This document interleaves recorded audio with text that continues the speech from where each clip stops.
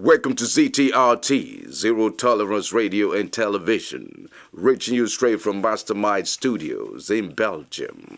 And the program is Sledgehammer, your host, Monday Midnight, along with my producer, K. Cool. And the subject on tonight's Sledgehammer is simply bring back the money. That's right, bring back the money.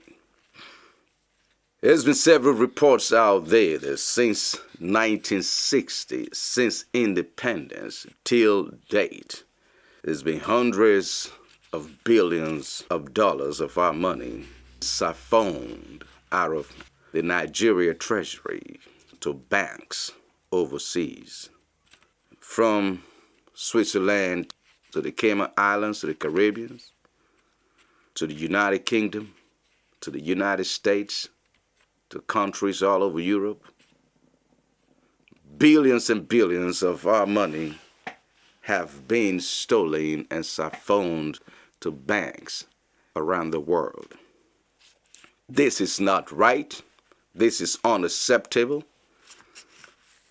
It defies all rules of morality, and we cannot sit down and let it just pass by without questioning, without ferociously agitating for the return of all our money that are in foreign banks, and without trying to bring to justice all of the perpetrators, the people who siphoned our money out of the country. We need to bring all of them to justice, and we need to have the money returned to Nigeria.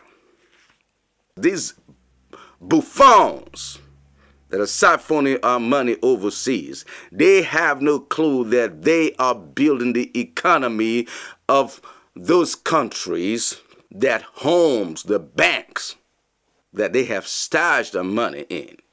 They are helping the economy of those countries. And I'm going to tell you how.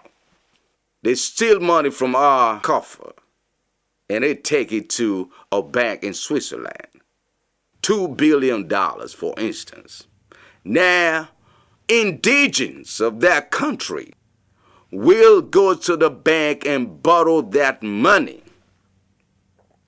to build their businesses, to build whatever ventures they chose to invest in.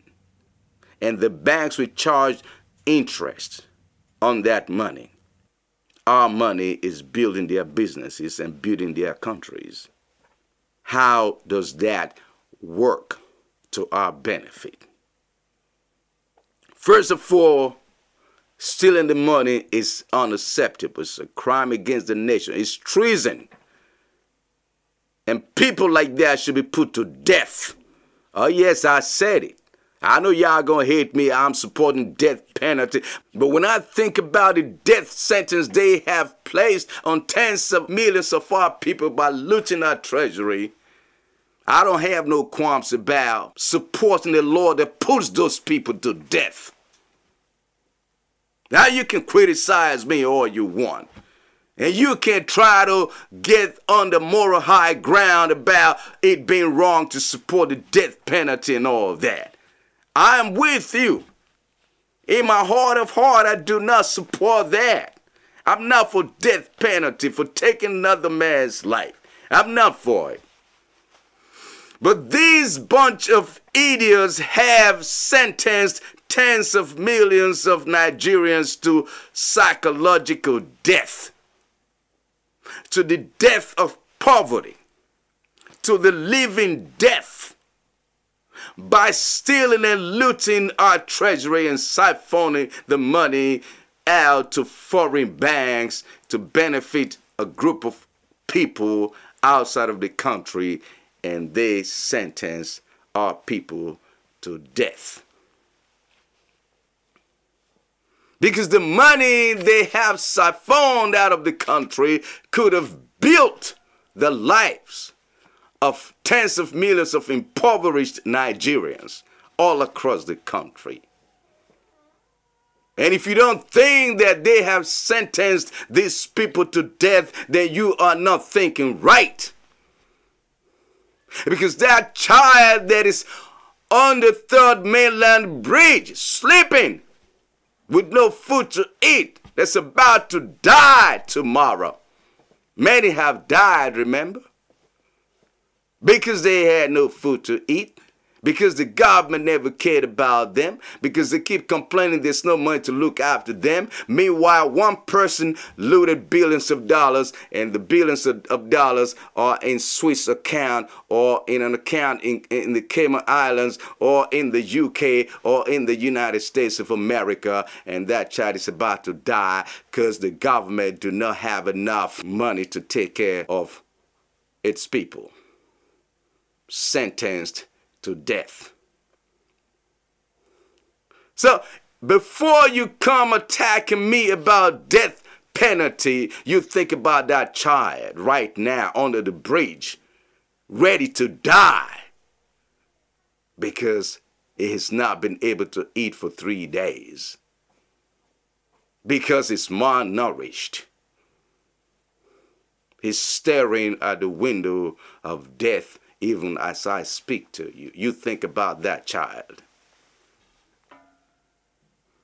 So I don't have no qualms at all about sentencing people who steal and loot billions of our money and place it overseas in rich countries, countries that already are very well-to-do, upscale countries. Countries that take care of their people.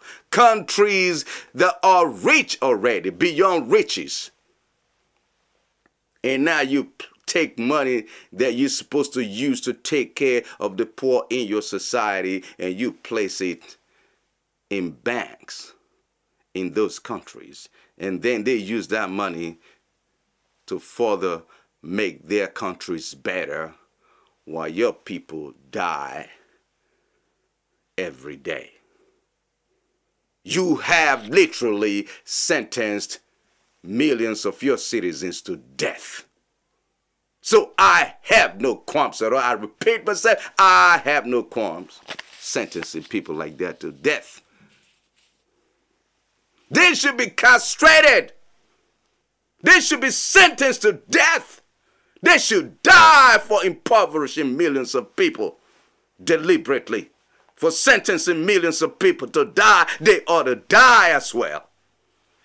Yeah, call me radical if you like. Call me whatever you want to call me, but it's the height of ignorance when you attack somebody like me. And you rather play somebody who committed, who perpetrated the crime that subjugated those people to impoverishment. You rather stand for them because you have this liberal attitude, mentality. I'm liberal too, but there's a limit. There's some limit to being liberal. And like I said, in my heart of heart, I'm not for death penalty. But if I look at the pain and the misery that these people have created for millions of people in the country, I'm justified to say that people like that should be sentenced to death. Hate me if you want to. Criticize me all you want to. But before you do, think about that child ready to die under the bridge right now. Because people who stole money condemned the likes of him to death already. Billions of our money are building schools and institutions and businesses across Europe, across America, while our people suffer to death back home. It is morally insane. It is wrong. It is despicable. It is atrocious and must be condemned in the highest sense of condemnation.